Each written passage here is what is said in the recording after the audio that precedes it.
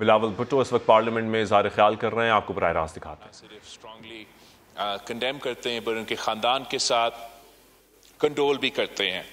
बाहर पाकिस्तान के बाहर होना और इस किस्म का वाक़या होना एक पाकिस्तान की सहाफ़ी के साथ ज़रूर एक अफसोसनाक वाक़या है। मैं on my second point I would like to welcome the newly elected honourable members of Malir and Multan to the National Assembly of Pakistan. मैं समझता हूँ कि अगर ये कामयाब हुए हैं और इलेक्शन जीत के आए हैं तो सिर्फ इसलिए कि हमने सब एक होके उस झूठ और उस प्रोपेगेंडा का मुकाबला किया जो हमारा मुखालफीन आजकल फैला रहे हैं। हम समझते हैं कि पाकिस्तान के अवाम को याद होगा कि पिछले 4 साल में कि तब्दीली के नाम पे क्या तबाही किया गया है इस मुल्क के साथ, किस तरीके से ना सिर्फ हमारा जमहूरी निज़ाम के साथ, हमारा इंसानी हकूक़ के साथ, हमारा मीडिया फ्रीडम्स के साथ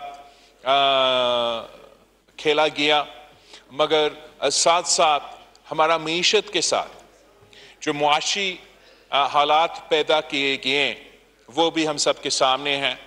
मईशत के साथ जो मुआशी हालात पैदा किए गए वो भी हम सब के सामने हैं।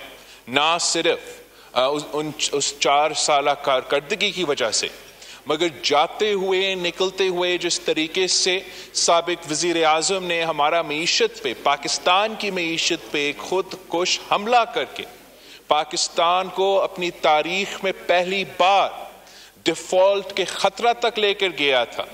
मैं समझता हूँ कि इस हुकूमत का, वज़ीर आज़म शहबाज शरीफ साहब का और उनकी फ़ाइनेंशियल टीम की दिन रात मेहनत की वजह से हमने पाकिस्तान की मईशत को डिफ़ॉल्ट से बचा दिया है।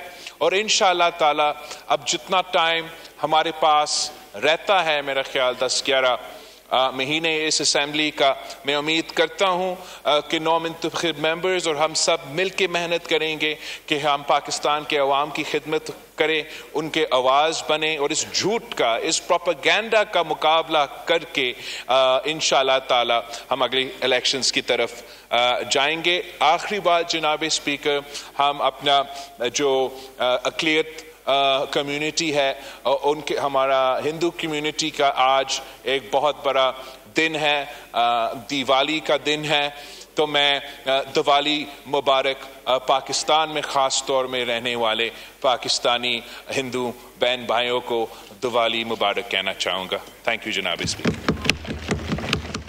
बिलावल भुट्टो ज़रदारी इज़हार ख्याल कर रहे थे। उन्होंने कहा कि हम सब ने एक होकर झूठ और प्रोपेगेंडा का मुकाबला किया और पिछली हुकूमत ने जमहूरी निज़ाम, इंसानी हकूक़, मीडिया फ्रीडम और मईशत के साथ खेला। वज़ीर आज़म शहबाज शरीफ साहब की टीम ने मुल्क को डिफ़ॉल्ट होने से बचा लिया।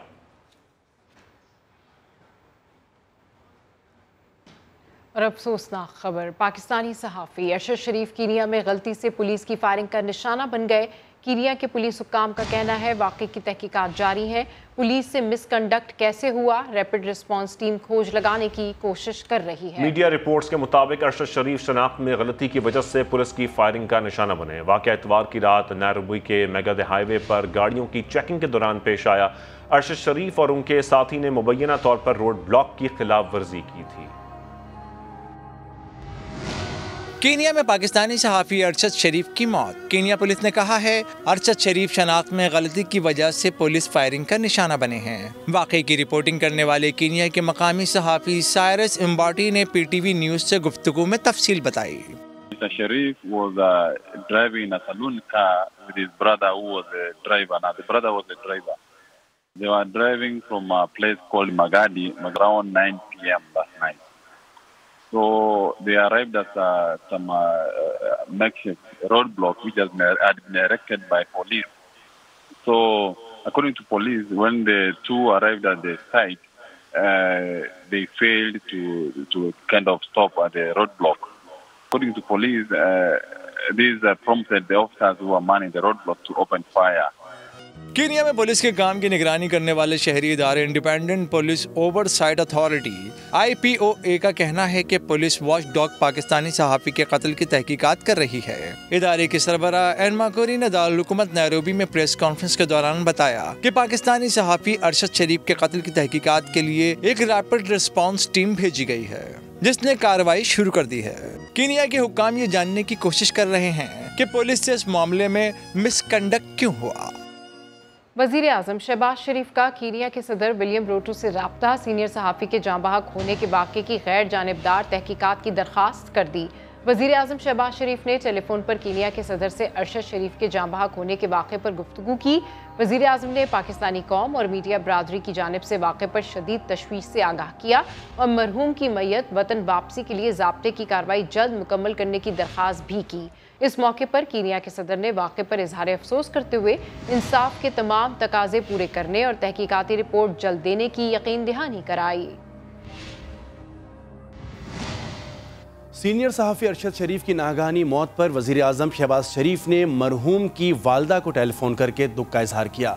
सदर मुमलिकत आरिफ अलवी और पाक फौज की जानिब से भी ताज़ियत की गई। वज़ीर इत्तलात मरियम औरंगज़ेब कहती हैं कि मैयत की वापसी के लिए ज़ाब्ते की कानूनी कार्रवाई जारी है, वाक़े पर सियासत ना चमकाई जाए। पाकिस्तानी सहाफ़ी अरशद शरीफ की मौत पर हर आंख अश्कबार। सदर पाकिस्तान आरिफ अलवी ने ताज़ियत का इजहार किया। वज़ीर आज़म शहबाज शरीफ ने टेलीफोन पर अरशद शरीफ की वालदा और अहले खाना से हमदर्दी का इजहार किया। उन्होंने वाक़े को अफसोसनाक करार दिया। इस मौके पर अरशद शरीफ की वालदा ने वज़ीर आज़म से मैयत जल्द पाकिस्तान लाने की दरख्वास्त की। वज़ीर आज़म ने यकीन दहानी कराई कि इस सिलसिले में हंगामी बुनियादों पर इक़दामात किए जाएंगे।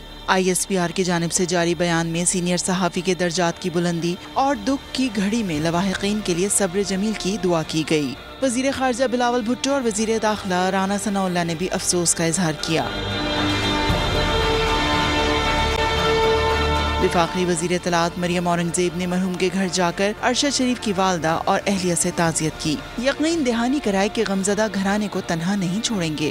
वज़ीर आज़म ने उनकी वालदा से बात भी की है और उनको भी इंश्योर कराया कि हर तरह से फैसिलिटेट किया जाएगा और इन्वेस्टिगेशन को हतमी शक्ल तक पाकिस्तान खुद मॉनिटर करेगा। एक जर्नलिस्ट की डेथ हुई है, इसलिए इसके ऊपर पॉलिटिक्स करना मैं समझती हूँ एक बहुत ही गुनाह के ज़मरे में आता है। इस पे गंदी सियासत करने की किसी को ज़रूरत नहीं है। दफ्तर खारजा ने भी मरहूम के लवाहिकीन से अफसोस का इजहार किया और कहा कि मैयत की जल्द वतन वापसी यकीनी बनाई जाएगी। अब आपको बताएं, वज़ीर आज़म शहबाज शरीफ का कहना है कि कौम को महंगाई से छुटकारे की जल्द खुशखबरी सुनाएंगे। गुज़श्ता 4 साल इमरान खान ने मुल्की इदारों और निज़ाम को नाकाबिल तलाफ़ी नुकसान पहुँचाया। मोहम्मद आसिम नसीर की रिपोर्ट में देखिए। वज़ीर आज़म शहबाज शरीफ ने महंगाई जल्द खत्म होने की खुशखबरी सुना दी। समा से गुफ्तगू में अपनी तरजीहात भी बता दी। कहते हैं पहली तरजीह माशी इक्तिसादी तौर पर पाकिस्तान को मजबूत करना है। महंगाई कंट्रोल करने के लिए किए गए इक़दामात के नताइज जल्द मिलना शुरू हो जाएंगे। वज़ीर आज़म शहबाज शरीफ का कहना था, इमरान खान की झूठी कारकर्दगी का पोल खुलकर अवाम के सामने आ गया। इमरान खान ने 4 साल मुल्की इदारों, सिस्टम और सफारती महाज पर नाकाबिले तलाफी नुकसान पहुँचाया। वज़ीर आज़म का कहना था कि हमारी इत्तेहादी हुकूमत गुज़श्ता 4 साल की नाकामियों को कामयाबियों में बदलने की दिन रात कोशिश कर रही है। सैलाब मुतासरीन के रिलीफ के लिए इदारों के साथ दिन रात काम कर रहे हैं। यकीन है कि पाकिस्तान दोबारा तरक्की के मनाजिल तेजी से तय करेगा। वज़ीर आज़म शहबाज शरीफ ने दौरा सऊदिया को अहम करार देते हुए कहा कि सऊदिया के साथ बरादराना ताल्लुकात को मजीद मुस्तहकम कर रहे हैं। मोहम्मद आसिम नसीर, समा, लाहौर। मुस्लिम लीग नून के रहनुमा तनाल चौधरी का कहना है कि मियां बीवी एंड गोगी ने मुल्क की तबाही की। उन्होंने दावा किया कि इमरान खान नाअहली की हैट्रिक करेंगे। इस्लामाबाद पर गैर कानूनी चढ़ाई की कोशिश की गई तो खान साहब को गिरफ्तार भी किया जा सकता है। मियां बीवी एंड गोगी ने इस मुल्क की तबाही की है। नारे इनकलाब के शौहर घड़ी पर और बीवी अंगूठी पर बिकती रही है। तुमने तो 3500 के टी शर्ट भी नहीं छोड़े। अगर इलेक्शन कमीशन किसी को अहल और नाअहल नहीं कर सकता तो इलेक्शन कमीशन फिर दही भल्ले लगा ले। पाकिस्तान की तारीख के नाअहल होने का वर्ल्ड कप भी इमरान खान को जाएगा। इमरान खान कम अज कम हैट्रिक करेगा नाअहल होने में। तोशाखाना में नाअहल हुआ है, फॉरेन फंडिंग में 5 एफिडेविट जाली हैं, 5। ये ओपन एंड शट केस है। नाअहल होगा अपनी बच्ची वाले केस में, ये तीसरी दफा नाअहल होगा। फवाद चौधरी साहब ने कहा था किसी का बाप भी नाअहल नहीं कर सकता। नाअहल हो गया है फवाद साहब। कोई कानून से बड़ा बदमाश नहीं होता। हेडलाइन कहने वाले उस दिन किसी सड़क पर 30 से 40 लोग नहीं आए। लॉन्ग मार्च का ऐलान बाद में करना, पहले सलमान और कासम का पाकिस्तान आने का ऐलान करो। खान साहब लॉन्ग मार्च बार बार कहते हैं, करते क्यों नहीं हो? वो कोच तुम्हारों में इतनी ताकत नहीं रही। अगर इस्लामाबाद चढ़ाई गैर कानूनी तरीके से की गई तो गिरफ्तारी कोई बड़ी बात नहीं है। इमरान खान ने गैर मुल्की तोहफे बेचकर इखलाकी जुर्म किया। इलेक्शन कमीशन इसके अलावा और क्या फैसला दे सकता था? पीपी रहनुमा कमर जमान कायरा की तनकीद, कहते हैं मुहासरों का दौर गुजर गया। गैर मशरूत मुज़ाकरात के लिए हर वक्त तैयार है। इस्लामाबाद पर हमले की कोशिश की तो रास्ता रोका जाएगा। अगर इन चीज़ों पे बैठ के बात करनी है, वे फॉरवर्ड पे बात करनी है, मुल्क की मैशत को ठीक करने के लिए आगे बढ़ने पे बात करनी है, यकीनन कोई अक्ले कुल नहीं है। उसकी तरफ अगर बात करनी हो तो हुकूमत कभी भी इससे मुफर नहीं करती। लेकिन अगर आप शराइत रख के करें तो खान साहब नो, कोई शर्त नहीं मानी जाएगी। शर्तें नहीं, गैर मशरूत तौर पे अगर बात होगी, पाकिस्तान की आगे वे फॉरवर्ड की बात होगी तो बातें हो सकती हैं। लिहाजा आप इस्लामाबाद आना चाहते हैं, ज़रूर एहतजाज करना चाहते हैं, हक है, लेकिन उसके पैरामीटर्स पहले तय करने होंगे। अगर उसके बगैर चढ़ाई करके, हल्ला करके इस्लामाबाद की इमारतों पे और आप इक़्तिदार पे कब्ज़ा करने के दावे करके चलेंगे तो फिर हर मुमकिन, हर आइनी और कानूनी हथकंडा इस्तेमाल करते हुए हम आपको रोकने के पाबंद हैं। इलेक्शन कमीशन के बाद इमरान खान को अदालत में भी नाकामी का सामना। इस्लामाबाद हाई कोर्ट ने इमरान खान की नाअहली का फैसला आज ही मुअत्तल करने की इस्तदा मुस्तरद कर दी। चेयरमैन तहरीक इंसाफ को रजिस्ट्रार ऑफिस के एतराज़ात 3 दिन में ख़त्म करने की हिदायत। चीफ जस्टिस अतर मिनल्लाह ने रिमार्क्स दिए कि इमरान खान को असेंबली में जाना ही नहीं तो फिर जल्दी किस बात की। इस्लामाबाद से सुहेल रशीद की रिपोर्ट। इमरान खान को इलेक्शन कमीशन के बाद इस्लामाबाद हाई कोर्ट से भी बड़ा झटका। अदालत ने नाअहली का फैसला फौरी मुअत्तल करने से इनकार कर दिया। साथ ही आईना दिखाया कि इमरान खान ने असेंबली जाना ही नहीं तो फिर जल्दी कैसी। दरख्वास्त पर अदालती इतराज़ात खत्म करने के लिए 3 रोज की मोहलत दे दी। चीफ जस्टिस अतर मिनल्लाह ने पूछा, इमरजेंसी क्या है? इलेक्शन कमीशन का तो फैसला आ लेने दें। इमरान खान के वकील ने जवाब दिया, इलेक्शन कमीशन ने नाअहल कर दिया है, वो इलेक्शन नहीं लड़ सकते। चीफ जस्टिस ने कहा, इमरान खान जिस सीट पर थे सिर्फ उसी से नाअहल हुए हैं। इलेक्शन कमीशन का फैसला इमरान खान को नए इलेक्शन से नहीं रोकता। कुरम ज़िमनी इलेक्शन के लिए इमरान खान नाअहल नहीं। ताल्लुक सिर्फ मियाँ वाली की सीट के साथ है इस ऑर्डर का, इसलिए आपको इलेक्शन लड़ने में कोई रुकावट नहीं है। अदालत ने ये भी कहा है ये सीटों से आप जीते हैं पिटिशनर, आपको उससे भी कोई खतरा नहीं है। बैरिस्टर अली जफर ने नाअहली का फैसला आज ही मुअत्तल करने पर इसरार किया तो चीफ जस्टिस ने कहा, कोई नज़ीर नहीं बनाना चाहता कि कॉपी मौजूद न हो और फैसला मुअत्तल कर दें। फौजदारी कार्रवाई के हवाले से दरखास्तों पर भी कोई आर्डर नहीं हुआ। 3 दिन में तस्दीक शुदा कॉपी न मिली तो हम दोबारा केस सुन लेंगे। अपने दौर इक़्तिदार में मुखालिफिन को अदालतों के चक्कर लगवाने वाले इमरान खान को अब खुद अदालतों के चक्कर काटना पड़ गए। नाअहली फैसले के खिलाफ पुरतशद्दुद एहतजाज केस में जमानत मंजूर करवाने के लिए एक ही रोज़ 2 अदालतों में पेशी। इंसदाद दहशतगर्दी अदालत ने 31 अक्टूबर जबकि डिस्ट्रिक्ट एंड सेशन कोर्ट ने 12 नवंबर तक जमानत मंजूर कर ली। इस्लामाबाद से देखिए शहजाद अली की रिपोर्ट। नाअहली के फैसले के खिलाफ पुरतशद्दुद एहतजाज पर दर्ज मुकदमे में इंसदाद दहशतगर्दी एक्ट की दफात में गिरफ्तारी से बचने के जतन। इमरान खान इंसदाद दहशतगर्दी अदालत पहुंच गए। वकील बाबर अवान ने मौक़िफ़ इख्तियार किया। इंसदाद दहशतगर्दी की दफात के अलावा बाकी तमाम काबिल जमानत हैं। जज राजा जवाद हसन ने 31 अक्टूबर तक अबूरी जमानत मंजूर कर ली। अबूरी जमानत मंजूर होने पर भी इमरान खान का इतराज, खुद रोस्ट्रम पर पहुंच गए। कहा मैंने लॉन्ग मार्च का ऐलान कर रखा है, अगर 31 अक्टूबर तक लॉन्ग मार्च शुरू हो गया तो कैसे पेश होऊंगा। जज राजा जवाद अब्बास ने रिमार्क्स दिए, अभी अबूरी तौर पर 31 अक्टूबर की तारीख रख रहे हैं। 1 लाख रुपए के मचलके जमा करवाने का हुक्म, पुलिस को नोटिस भी जारी कर दिया। एक ही केस में दूसरी जमानत हासिल करने के लिए इमरान खान का डिस्ट्रिक्ट एंड सेशन कोर्ट से रुजू। दौरान समाअत एडिशनल सेशन जज जफर इकबाल ने पूछा, इमरान खान किस तारीख को पेश हो सकते हैं। वकील बाबर अवान बोले 12 नवंबर को पेश हो जाएंगे। अदालत ने 10,000 रुपए के मचलके जमा करवाने का हुक्म देते हुए 12 नवंबर तक जमानत मंजूर कर ली। कैमरा टीम के साथ शहजाद अली, समा, इस्लामाबाद। इलेक्शन कमीशन ने तोशाखाना रेफरेंस केस का 36 सफ़ात पर मुश्तमिल तहरीरी फैसला और इमरान खान की रुकनीत ख़त्म करने का नोटिफिकेशन जारी कर दिया। मुत्तफ़िक़ा फैसले पर चीफ इलेक्शन कमिश्नर और 4 मेंबरान के दस्तखत हैं। इस्लामाबाद से जुल्करनैन इकबाल की रिपोर्ट देखते हैं।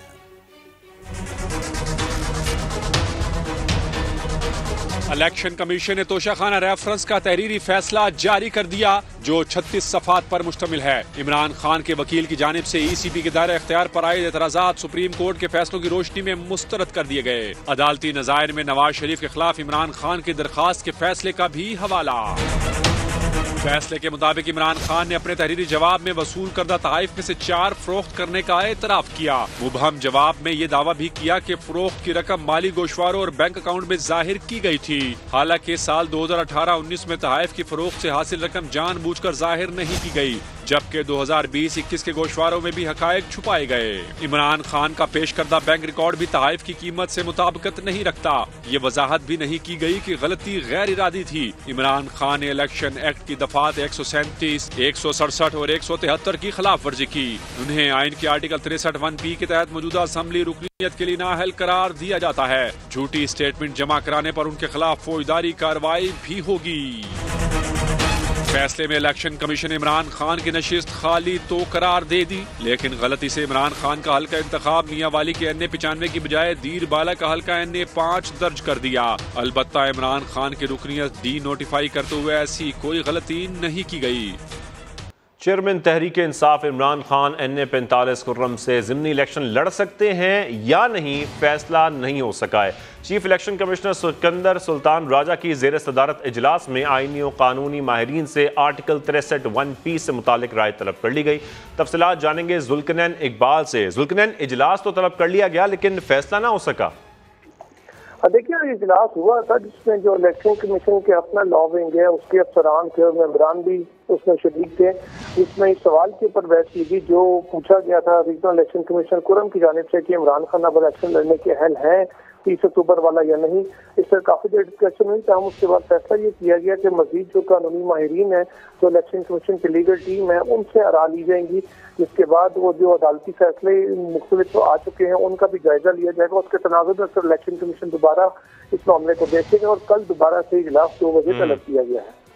ठीक है, बहुत शुक्रिया आपका जुल्करनैन। इलेक्शन कमीशन ने ज़िमनी इंतखाबात में कामयाब होने वाले उम्मीदवारों के नोटिफिकेशन जारी कर दिए। इमरान खान की 6 हल्कों से कामयाबी का नोटिफिकेशन जारी नहीं किया गया। इलेक्शन कमीशन ने NA 237 से कामयाब होने वाले पीपल्स पार्टी के उम्मीदवार अब्दुल हकीम बलोच और NA 157 मुल्तान से कामयाब अली मूसा गिलानी की कामयाबी का नोटिफिकेशन जारी कर दिया गया। पंजाब असम्बली के 3 नौमुंतखब अरकान असम्बली इफ्तिखार भंगू, फैसल खान नियाजी और मलिक मुजफ्फर खान की कामयाबी का नोटिफिकेशन भी जारी कर दिया गया है। ताहम इमरान खान की कामयाबी का नोटिफिकेशन जारी नहीं किया गया। इलेक्शन कमीशन का कहना है कि इमरान खान ने ताहाल इंतखाबी अखराजात की तफसीलात जमा नहीं कराईं। और पंजाब हुकूमत की इंतकामी कार्रवाइयाँ, ऐवान में एहतजाज करने पर उज़्मा बुखारी और राहिला खादिम समेत नून लीग के 18 अराकीन की रुकनीत मुअत्तल कर दी गई। नोटिफिकेशन के मुताबिक मुअत्तल शुदा अराकीन ने ऐवान में एहतजाज के दौरान स्पीकर और तहरीक इंसाफ की लीडरशिप के खिलाफ नारेबाजी की। लीगी अरकान की रुकनीत 15 रोज़ के लिए मुअत्तल की गई है। लीगी अराकीन ने तोशाखाना रेफरेंस के फैसले पर मजम्मती करारदाद पेश करने के खिलाफ एहतजाज किया था। वज़ीर-ए-आज़म शहबाज शरीफ ने गुज़िश्ता रोज़ एक कॉन्फ्रेंस में इदारों के खिलाफ बिला जवाज़ नारों की मज़म्मत की है। वज़ीर-ए-आज़म का कहना है कि इत्तेहादी हुकूमत आइन के मुताबिक हर शहरी के आज़ादी इज़हार को यकीनी बनाने के पुख्ता आज़म पर कारबंद है। हुकूमत खुद शहरियों को ऐसे फोरम मुहैया करती है ताकि अवामी अहमियत के उमूर पर अपने इख्तिलाफी नुक्ता नज़र और आरा का पूरी आज़ादी से इजहार किया जा सके। मुसल्लह फ़ौज खतरात से मुल्क को बचाने के लिए जानों के नजराने पेश कर रही है। रियासती इदारों के खिलाफ बिला जवाज़ नारेबाजी की मजम्मत करता हूँ। वज़ीर आज़म शहबाज शरीफ 2 रोज़ा दौरे पर सऊदी अरब रवाना हो गए। रियाद में अशाइये पर सऊदी वली अहद शहजादा मोहम्मद बिन सलमान से उनकी मुलाकात तय है। वज़ीर आज़म शहबाज शरीफ कल फ्यूचर इन्वेस्टमेंट कॉन्फ्रेंस में भी शिरकत करेंगे। वो मंगल की शाम मक्का मुकरमा पहुँचेंगे और उम्रे की सादत हासिल करने के बाद वतन वापस रवाना हो जाएंगे। पंजाब के सीनियर वजीर मियां असलम इकबाल के भाइयों के जुए के अड्डे पर छापा मारने वाले SHO को सरबराह लाहौर पुलिस का हुक्म मानना महंगा पड़ गया। DIG ऑपरेशन ने मुलजिमों के खिलाफ कार्रवाई न करने पर वकास अली को कसूरवार करार दिया। लाहौर से जहांगीर खान की रिपोर्ट में देखिए।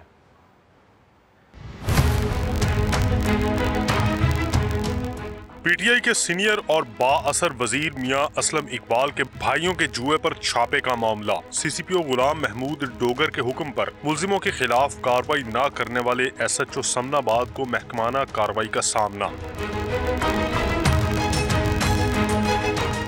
SHO समनाबाद ने सरबराह लाहौर पुलिस के हुक्म पर असलम इकबाल के भाइयों के खिलाफ कोई कार्रवाई न की। DIG ऑपरेशंस ने दबाव में आने वाले वकास अली को चार्जशीट करके कसूरवार करार दे दिया। चार्जशीट में कहा गया है कि महकमे की बदनामी का बाइस बनने वाले SHO के खिलाफ कार्रवाई की जाए। 24 सितंबर को SHO समनाबाद वकास अली ने जुए के अड्डे पर छापा मारकर सूबाई वजीर के भाइयों को जुआ कराते रंगे हाथों पकड़ा, लेकिन CCPO गुलाम महमूद डोगर के दबाव पर चुप साध ली। जहांगीर खान, समा, लाहौर। कमिश्नर कराची की नाअहली, शहर में धड़ल्ले से दूध 180 से 200 रुपए फी लीटर में फरोख्त किया जा रहा है। सारे मामले में कमिश्नर कराची बेबस दिखाई देते हैं। रिपोर्ट देखिए। इनसे मिलिए, ये हैं कमिश्नर कराची इकबाल मेमन। हैं तो ये कमिश्नर, मगर इनकी सुनता कोई नहीं है। कमिश्नर साहब ने दूध का निर्ख तो 120 रुपए मुकर्रर किया था, मगर इसके बाद से अपने नोटिफिकेशन से बेनियाज हैं। कमिश्नर साहब, आप बता सकते हैं कि शहर में इस वक्त दूध कितने रुपए किलो मिल रहा है? नोटिफाइड रेट है 120 रुपए का, उस पर हम इंपोर्ट करवा रहे हैं। और ये कोई ऐरा गैरा नहीं, खुद कमिश्नर साहिब तस्लीम करते हैं कि कराची की डेयरी माफिया तो उनके हुक्मनामे को कदमों तले रोनती है। इन्होंने यूनिलैटरली अपनी मर्जी से रेट बढ़ा दिया था, मर्जी से रेट बढ़ा दिया था। दुकानदार भी धड़ल्ले से कमिश्नर कराची के हुक्मनामे का मजाक उड़ाते हैं। अभी आपके पास कितना रुपए किलो मिल रहा है? 200 रुपए किलो। 200 रुपए किलो होगी। कमिश्नर कराची, डिप्टी कमिश्नर्स और असिस्टेंट कमिश्नर्स से लेकर SDMs तक सब मौजूद है, मगर दूध 120 रुपए किलो में मौजूद नहीं है। 120 रुपए तो कहीं भी नहीं मिल रहा भाई, कहीं भी नहीं मिल रहा। अपने हुक्मनामे के मजाक बनने का सवाल कमिश्नर साहिब से किया तो बोले इजलास तो बुलाया है। 35 से ज्यादा लोग हमने अरेस्ट किए हैं। जुर्माना की जो अमाउंट है वो 20 लाख से ज्यादा है। 3 करोड़ की आबादी में आपने सिर्फ 20 लोगों को गिरफ्तार किया। 200 रुपए किलो दूध खरीदने पे मजबूर हैं लोग। जी, आज हमारी उस पर मीटिंग है। कॉस्ट ऑफ प्रोडक्शन हमने निकाली है। हमें पता है कि कॉस्ट ऑफ प्रोडक्शन कितनी है, हमने कर दी है सारी वर्किंग। इन लोगों ने यूनिलैटरली जो दाम बढ़ा दिया था, उस पर आज हम उनसे डिस्कस करेंगे। कमिश्नर कराची का नाम तो इकबाल है, मगर उनके तय करदा दूध के निर्ख का इकबाल एक दिन भी बुलंद नहीं हो सका। इरफानुल हक, समा, कराची। सिंध में बसों, कोस्टरों और स्कूल वैन्स में आग बुझाने के आलात नस्ब करने के लिए ट्रांसपोर्टर्स को 1 महीने की मोहलत दे दी गई। सूबाई वजीर ट्रांसपोर्ट शर्जील इनाम मेमन कहते हैं कि ट्रांसपोर्टर्स की गैर जिम्मेदारी और हंगामी सूरत हाल से निपटने के लिए ड्राइवर्स में आगाही न होने की वजह से अफसोसनाक हादसात में सैकड़ों कीमती जानें ज़ाया होती हैं। महकमा ट्रांसपोर्ट के इजलास की सदारत करते हुए शर्जील इनाम मेमन ने मजीद कहा कि ज़िला इंतजामिया मोटरवे पुलिस के ताउन से सख्त चेकिंग मुहिम का आगाज करे।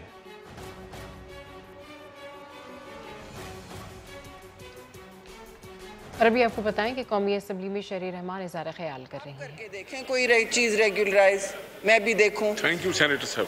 बस तो मैं ये कहना चाह रही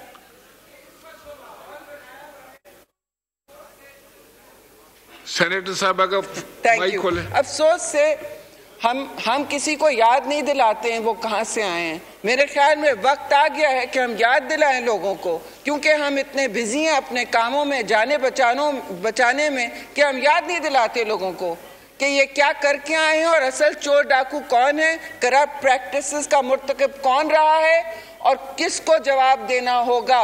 अब उनसे कहें फॉरेन फंडिंग केस तो आया नहीं है, अभी तो पार्टी शुरू हुई है। शुक्रिया, हौसला पकड़े। जनाब सलाउद्दीन अयूबी साहब। शुक्रिया। आपको बताएं कि कौमी असम्बली में इस वक्त शहरी रहमान इज़हार ख्याल कर रही हैं, जिसका कुछ हिस्सा आपने मुलाहिजा किया। एडमिनिस्ट्रेटर कराची मुर्तज़ा वहाब जहांगीर रोड के दोबारा टूट फूट के सवाल पर फिर बरहम हो गए। सहाफ़ियों से गुफ्तगू में कहा कि सड़क की तामीर अभी मुकम्मल ही नहीं हुई, लेकिन रिपोर्टर इंजीनियर बनकर सड़क को उखाड़ कर दिखा रहे हैं।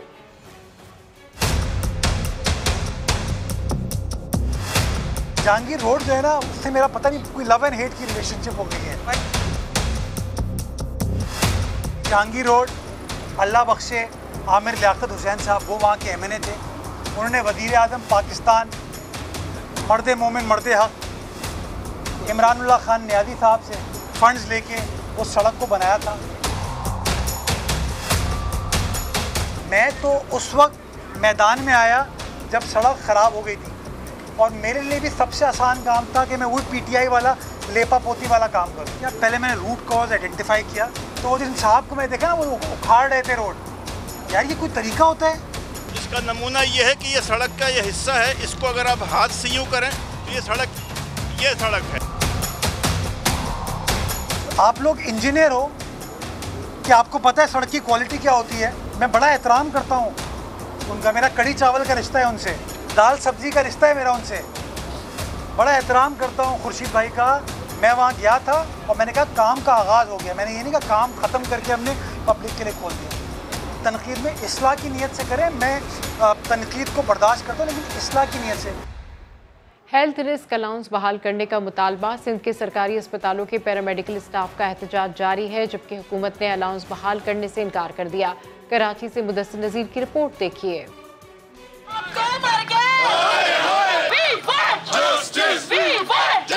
हेल्थ रिस्क अलाउंस के खात्मे पर सिंध के सरकारी अस्पतालों में पैरामेडिकल स्टाफ की जानिब से एहतजाज का सिलसिला जारी है। पैरामेडिकल स्टाफ ने OPDs में काम बंद कर दिया, जिसकी वजह से कराची के सिविल अस्पताल में आए मरीजों को बगैर इलाज ही वापस लौटना पड़ा। बहुत परेशानी है यहाँ पर, यकीन नहीं करें, इतने परेशान है। OT में जाते हैं, OT से वापस कर देते हैं। क्या करें भाई, यहाँ पर बहुत परेशानी है। ऑपरेशन रूम में जाके बच्ची वापस आ गई है। पता ये गरीबों का हॉस्पिटल है। रिस्क अलाउंस ना मिलने पर सरापा एहतजाज पैरामेडिकल स्टाफ ने मुतालबा पूरा ना होने की सूरत में एहतजाज का दायरा वसी करने की धमकी दी है। हमें कोई शौक नहीं है रोडों पर आने की, लेकिन हमारे घर का चूल्हा अगर नहीं जलेगा तो ज़ाहिर है कि तमाम मसले फिर ख़राब होंगे। और अगर ये हुकूमत सिंध ने 2 रोज़ में मामला को ना किया, हफ्ते को हम अपना लामल तय करेंगे और ग्रांड ऑपरेशन हमारा होगा और बड़ा एहतजाज हमारा होगा। वज़ीर सेहत सिंध डॉक्टर अजरा पेचो वाज़े तौर पर कह चुकी हैं, हुकूमत किसी ब्लैकमेलिंग में नहीं आएगी। रिस्क अलाउंस कोरोना वबा के लिए था, जो अब ख़त्म हो चुकी है। हेल्थ रिस्क अलाउंस जो था वो कोविड की वजह से दिया गया था और इसलिए इसको ख़त्म किया गया है, क्योंकि इसकी ज़रूरत अब नहीं महसूस हो रही थी। इन्हें प्रोफेशनल अलाउंस मिलता है, इन्हें अपनी तनख्वाहें मिलती हैं, उसके बावजूद अगर ये सड़कों पे आएंगे तो हमारी ज़ीरो टॉलरेंस होगी। मैं ये भी बता दूँ आपके तवज्जुह से कि हम इनकी जगह और भर्ती कर देंगे। हुकूमत और पैरामेडिकल स्टाफ के दरमियान रिस्क अलाउंस के तनाज़े ने सरकारी अस्पतालों में आने वाले मरीजों को परेशान कर दिया है। कैमरामैन इमरान शाहिद के साथ मुदस्सिर नज़ीर, समा, कराची।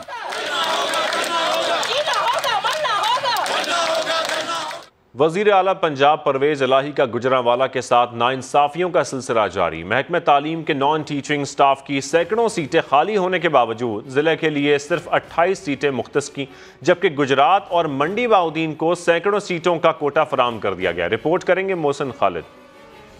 वजीर आला पंजाब या फिर वजीर आला गुजरात। पंजाब हुकूमत ने महकमा तालीम के नॉन टीचिंग स्टाफ की भर्तियों के लिए गुजरांवाला समेत दीगर अजला को नजरअंदाज करके गुजरात और मंडी बहाउद्दीन को नवाज दिया। 2000 स्कूल है हमारा और सैकड़ों सीटें हमारे जो सैंक्शन जो मंजूर शुदा हैं वो खाली पड़ी हुई हैं। हमें मुख्तलिफ स्कूलों के अंदर अपने तौर पे प्राइवेट स्वीपर, खाकरूब और उसके बाद माली वगैरह रखने पड़ते हैं, जिसकी वजह से स्कूल जो हैं जो बहुत माली बहरान का शिकार हैं। Chairman Punjab elementary teachers association Ehsan Goraya ने भर्तियों के मुकर्रर करदा कोटे को नाइंसाफी करार दे दिया। पंजाब गवर्नमेंट है ये गुजरांवाले के साथ बहुत ज्यादती कर रही है। पहले डिवीजन तोड़ा गया, फिर ज़िला तोड़ा गया।